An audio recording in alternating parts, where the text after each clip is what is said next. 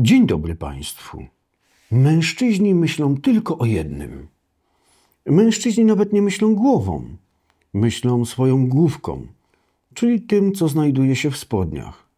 Mężczyźni myślą tym, co noszą w gaciach i tym się kierują. Wielokrotnie można takie sformułowanie gdzieś zasłyszeć, przeczytać w internecie, zasłyszeć w jakimś filmie, filmiku. Taka narracja pojawia się wielokrotnie. I wiecie co? Niejednokrotnie ja widziałem to na własne oczy. Chłop w garniturze za 5000, za 5 koła. Dyrektor jakiegoś banku, który właśnie sprzedał swego Mercedesa za 30% mniej niż chciał. Dlaczego? No bo przyjechała blondynka w obcisłej sukience i potargowała się z nim około 5 minut. 30% taniej. Wiecie, co ten sam dyrektor banku zrobiłby, gdyby przyjechał inny koleś w garniturze i próbował go stargować do takiej kwoty? Wyśmiałby go i wyjebał za drzwi. No ale nie. Przecież blondynka się uśmiechnęła i tyle. Możliwe, że po wyjściu z jego domu nawet nie pamiętała jego imienia. Możliwe. To jest bardziej niż pewne, że nie pamiętała jego imienia. Ona nie jest facetem. Tak, szanowni państwo, wygląda świat. Panowie, mamy XXI wiek, a mężczyźni wciąż zachowują się jak jaskiniowcy, którzy zobaczyli pierwszy ogień. Tylko tym ogniem nie jest sam ogień, a dupa i cycki. No i czasami jeszcze długie nogi. I to jest właśnie ten moment, szanowni państwo, kiedy muszę wam powiedzieć jedną brutalną prawdę.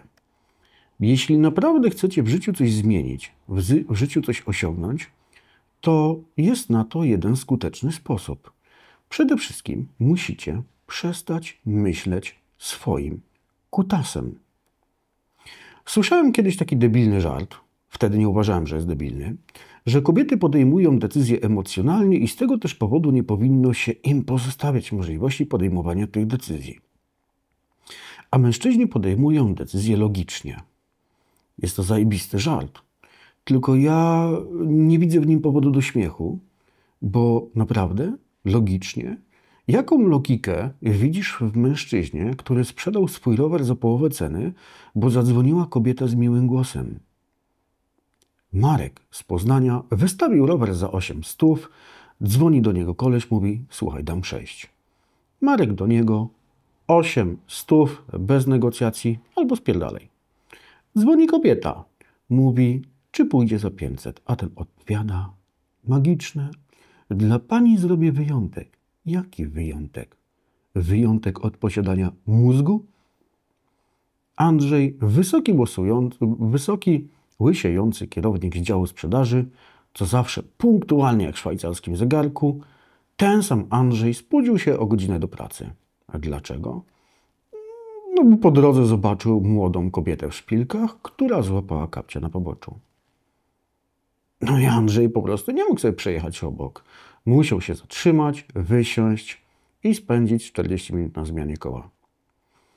O tyle to nie byłaby tragedia, no bo to jest dość normalne, że w takich okolicznościach pomagamy, jak to, że baba, kobieta, miała już zamówioną lawetę.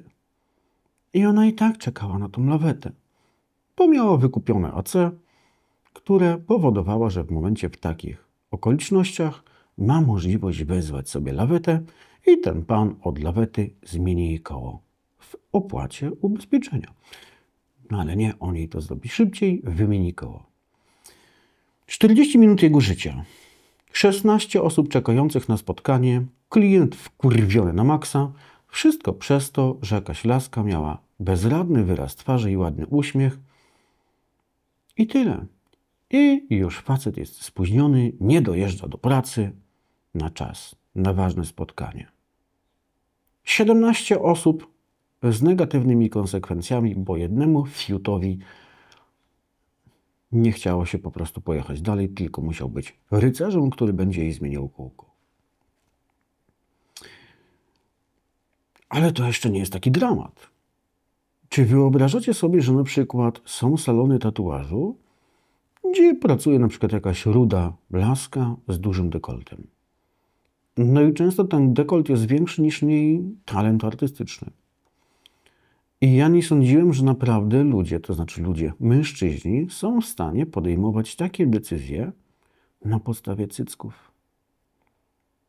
Wiecie, że są salony, które wykorzystują po prostu to, nie wiem, czy to jest wykorzystywanie, nie mam pojęcia, ale bazują na tym, że zatrudniają sobie jakieś kobiety, które nie posiadają zbyt dużego talentu, nie ujmując kobietom będących w tej branży, bo na pewno są takie, które mają talent, ale są takie salony, które wolą podjąć taką decyzję, że zatrudnią sobie atrakcyjną laskę z dużym dekoltem i wyobraźcie sobie, że mężczyźni są w stanie przychodzić do tego salonu tylko dlatego, że laska może przez 2-3 godziny dotykać ich ramienia, a oni będą patrzeć jej się w cycki. Serio? To jest tatuaż, nie fryzura na studniówkę. To zostanie z tobą na zawsze, debilu. Ale nie. Mają to w dupie, że dziewczyna ma portfolio słabsze niż rysunki przedszkolaka. Liczy się to, że mogą się gapić na jej biust, kiedy ona kaleczy ich skórę na wieczność. A potem chodzą z jakimś piekielnym gównem wytatuowanym na całe życie, bo przez chwilę byli blisko atrakcyjnej kobiety. Przepraszam najmocniej, ale to jest wasz męski rozum, kierowanie się logiką zamiast emocjami? Bo dla mnie nie brzmi to w sposób racjonalny. No dobra, weźmy sobie jeszcze jeden przykład. Ich jest naprawdę sporo. Spędziłem na tym dużo czasu podczas wolnego. Znaczy nie było to wolne. Jestem przedsiębiorcą, więc w momencie, w którym choruję, to niestety jestem na urlopie. Ale na urlopie stwierdziłem, że cokolwiek porobię, dlatego też robiłem dość masowy research dotyczący właśnie takich zjawisk. Kumpel, ciężko go tak nazwać mocnym kumplem, ale znamy się. Darek. Specjalista od nieruchomości. No ma zegarek taki, że myślę, że moja roczna pensja po odliczeniu kosztów, to on taki zegarek posiada.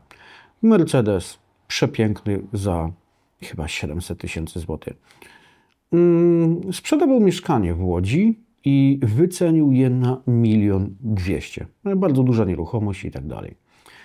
Przychodzi facet, oferuje 1 000 000, słuchaj, to jest 200 koła do tyłu. No co na to Darek?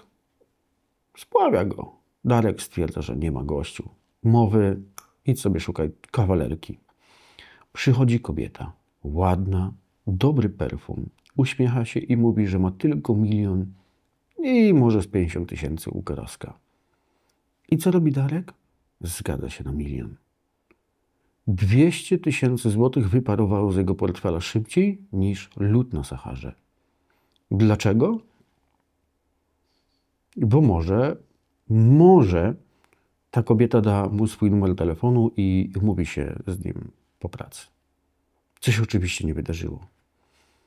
Panowie, my się śmiejemy z kobiet, że one kupują buty, których nie potrzebują, ale sami zachowujemy się jak ostatnie cioty, gdy wchodzi w grę atrakcyjna kobieta.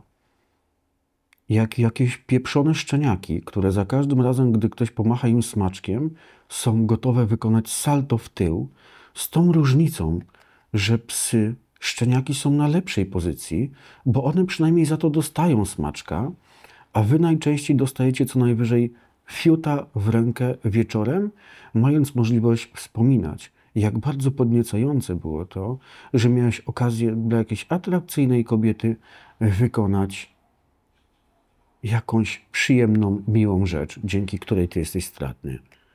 Dla kobiety, która teraz prawdopodobnie macie w dupie w inny sposób, niż myślałeś, że będziesz ją mieć. To znaczy, że ona będziecie mieć w dupie. Chcesz więcej? Oczywiście, że dam ci więcej. Maciej, z księgowości.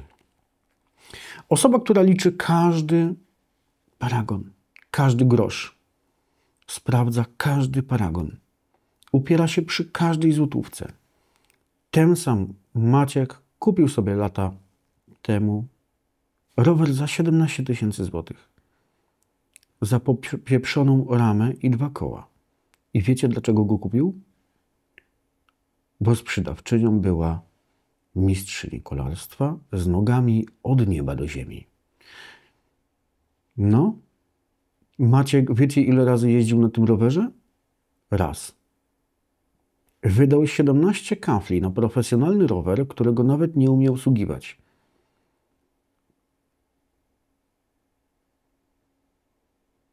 No. Nigdy nie był w stanie tego argumentować. Sąsiadująca firma obok mnie miała audyt bezpieczeństwa. To był dokładnie audyt bezpieczeństwa danych. To było w czasie, kiedy wchodziły tam jakieś RODO, w firmie takie te istotne rzeczy. I ja pamiętam o tym, dlatego że do mnie też przychodzili, czy będę chciał coś takiego zlecić, wykonać i tak dalej. No i wysłali jakąś atrakcyjną kobietę do recepcji. To jest duże przedsiębiorstwo, która powiedziała, że zapomniała karty dostępu. I ja, mimo że jestem zaprzyjaźnioną osobą tego przedsiębiorstwa, nie mogę sobie tam tak wejść. A wiecie, co tam się stało? 10 mężczyzn, myślę, że tak przynajmniej, z tamtej firmy pomogło jej dostać się do obszarów chronionych, dając jej na zwyczajnie w świecie swoje karty, kody i hasła bezpieczeństwa, tak, żeby mogło poruszać się po budynku. 10 facetów olało wszystkie szkolenia i bezpieczeństwa i procedury zdrowego rozsądku. Dlaczego? Bo miała ładne oczy, duży dekolt, długie nogi i fajną dupę. I to jest ta logika, którą się kierujemy. Jestem chętny do posłuchania na ten temat. I teraz wiecie co? Wiecie, co jest najgorsze? Te same typy, które dają tak sobą manipulować, potem narzekają, że kobiety wykorzystują swoją seksualność. Jest na przykład mandacik do wręczenia, cycuszek na wierzchu. Panie władzo, ja nie chciałem, ja nie widziałem tego znaku. A kto i na to pozwala? Kto sprzedaje mieszkanie 200 000 poniżej ceny, bo kobieta się uśmiechnęła? Kto kupuje 2 razy droższy samochód, bo sprzedawczyni położyła rękę na jego ramieniu? Bo takie historie też znam. Kto daje obcej babie dostęp do poufnych danych, bo ma fajną dupę? No, mężczyźni to robią. No i potem mają czelność narzekać? Pan Krzysiu, typowy samiec alfa. No, mam sobie takie mniemanie. Kupił sobie Golfa. No, mówi, będzie gdzieś tam dla dzieciaka. Kupił od modelki z Instagrama. Auto było może warte, nie wiem, 25 000, tak naprawdę już na wysokim poziomie, gdybyśmy szukali tego modelu. Zapłacił 38. Mówił, że jest w idealnym stanie, ale ja widziałem auta w idealnym stanie, nawet lepszym niż tamten idealny stan, choć ciężko podważyć, czym jest idealny stan. No tak sobie to tłumaczył. No ale zrobił sobie z nią fotkę i rzucił sobie na Facebooka. Wyprzedzając pytania, jest kawalerem. Ma dzieciaka, ale jest kawalerem. No, widocznie nie bez powodu. Szanowni Państwo, mężczyźni są często jak pieprzone papugi. Wystarczy, że ktoś pokaże wam jakąś błyskotkę i tracimy zdolność do racjonalnego myślenia. Tylko że tą błyskotką jest atrakcyjna kobieta, a my nie jesteśmy papugami, jesteśmy dorosłymi mężczyznami. I najlepsze, potem te same fiuty narzekają, że kobiety mają łatwiej. To ciekawe, kurwa, dlaczego? Bo wy im to ułatwiacie. To wy im sprzedajecie rzeczy taniej, wy im dajecie lepsze oferty, wy im pomagacie bez powodu, to wy często zatrudniacie na stanowiska, do których nie mają kwalifikacji, kompetencji, wszystko dlatego, że nie możecie utrzymać swego fiuta na smyczy. I to są mądrzy faceci, dyrektorzy firm, inżynierowie, lekarze, prawnicy. Wszyscy zachowują się jak nastolatki bez mózgu, kiedy w pobliżu jest atrakcyjna kobieta. I to jest wasz problem, panowie. To jest wasz problem. Jeśli chcesz coś zmienić w swoim życiu, chcesz być szanowany, chcesz być traktowany jak profesjonalista, jak ekspert, jak człowiek sukcesu, to przestań myśleć kutasem. Zacznij używać tego, co masz między uszami, a nie między nogami. Bo inaczej zawsze będziesz przegrywać w biznesie, w finansach, w życiu. I nie chodzi o to, żeby nie lubić kobiet, czy nie doceniać ich urody. Chodzi o to, żeby nie tracić przy tym swojego rozumu. Chodzi o to, żeby nie rezygnować ze swoich standardów, swojej logiki, swojego rozsądku, tylko dlatego, że ktoś ma ładną dupę i długie nogi. Jurek, 20 lat doświadczenia, jeśli chodzi o mechanikę samochodową. Na podstawie małego dźwięku ze starszego modelu, z nowej już sobie tak nie radzi, jest w stanie rozpoznać awarię samochodu. No te podstawowe na podstawie dźwięku to ja też rozpoznam. Zrobił laseczce kobiecie, dziewczynie, bo miała długie nogi. Za friko. I co, myślicie, że ona mu się odwdzięczyła? Oczywiście, że nie. Ale Jurek myślał, że był to dobry interes. Wiecie, skąd on o tym w taki sposób myślał? Zgadnijcie. Bo jego fiut mu przekazał taką informację. No, niestety rozczarował się, bo minęło trochę czasu. Powiedział jej cześć na ulicy, to nie wiedziała, kim on jest. No jak ona ma takich sytuacji w tygodniu kilka, to nie ma co się dziwić, że ma do czynienia z mężczyzną, który w momencie, w którym ma z nią kontakt, myśli najzwyczajniej fiutem i komunikuje się poprzez fiuta ze swoim mózgiem, gdzie stanowi on bardzo dużą granicę. I to jest przerażające. I wiecie, co jest najtragiczniejsze? Że ta sama laska, której ten Jurek naprawił ten samochód, ona nie będzie go dzięki temu szanować, a będzie dla niej tylko kolejnym frajerem, którego można wykorzystać. A on nawet tego nie widzi, bo jest zbyt zajęty fantazjowaniem o tym, co mogłoby być, gdyby. I mamy tutaj, panowie, błędne koło. Traktujemy kobiety jak obiekty seksualne, a potem dziwimy się, że niektóre z nich wykorzystują to przeciwko nam. Dajemy im władzę nad naszymi decyzjami, a potem narzekamy, że mają za dużo władzy. Jesteśmy jak dzieci, które dostają kij, a potem płaczą, że zostały tym kijem uderzone. Chcesz prawdziwej równości, chcesz prawdziwego szacunku, to zacznij od siebie. Zacznij traktować kobiety jak ludzi, a nie jak chodzące obiekty seksualne i zacznijcie traktować siebie jak ludzi z mózgami, a nie jak napalonych nastolatków bez kontroli nad własnym fiutem. Bo wiecie co? Te wszystkie stereotypy o mężczyznach, że myślimy tylko o seksie, że nie potrafimy być wierni, że jesteśmy prości i przewidywalni, sami je potwierdzamy swoim zachowaniem.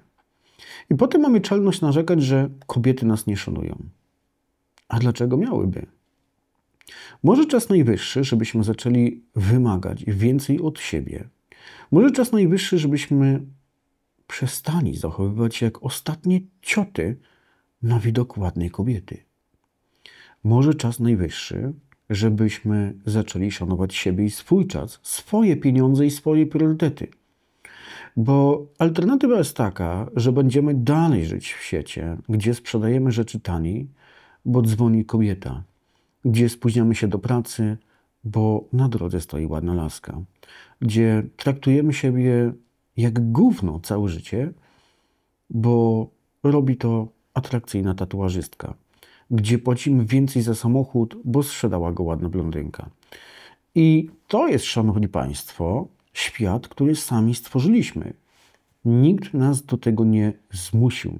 Sami dobrowolnie oddaliśmy kontrolę nad swoim życiem kawałkowi mięsa między nogami kobiety, zwanego po prostu cipą. Najwyższy czas, szanowni państwo, to zmienić. Panowie, najwyższy czas zacząć myśleć głową, a nie kutasem, bo inaczej będziemy zawsze przegrywać. jako jednostki i jako płeć. Dlatego, mimo że ja nie mam z tym problemu, już dawno mam opanowany spokój zen, jeśli chodzi o tego typu rzeczy, to nie chodzi to tylko o mnie, ale o całą sferę społeczeństwa mężczyzn. I jak wspomniałem, to nie chodzi o to, żeby nie doceniać kobiet czy ich urody. Chodzi o to, żeby nie tracić przy tym zdolności racjonalnego myślenia.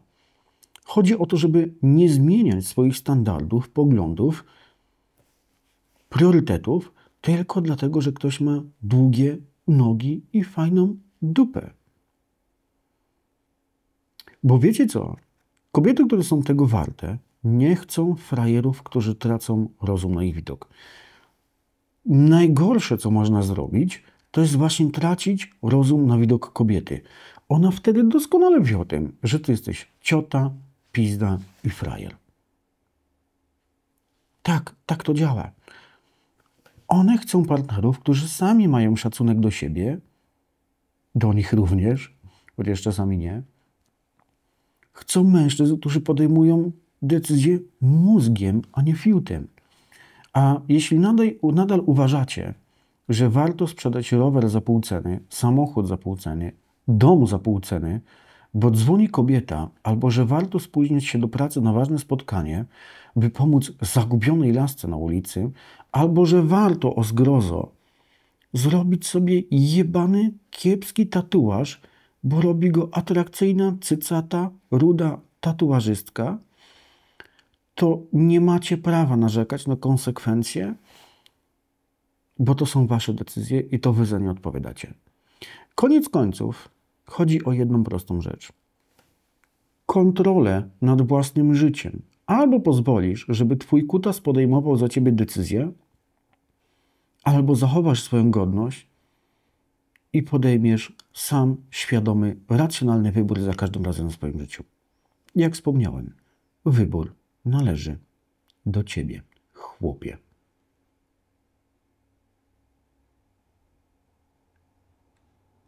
Po takiej przerwie musiałem zrobić taki materiał.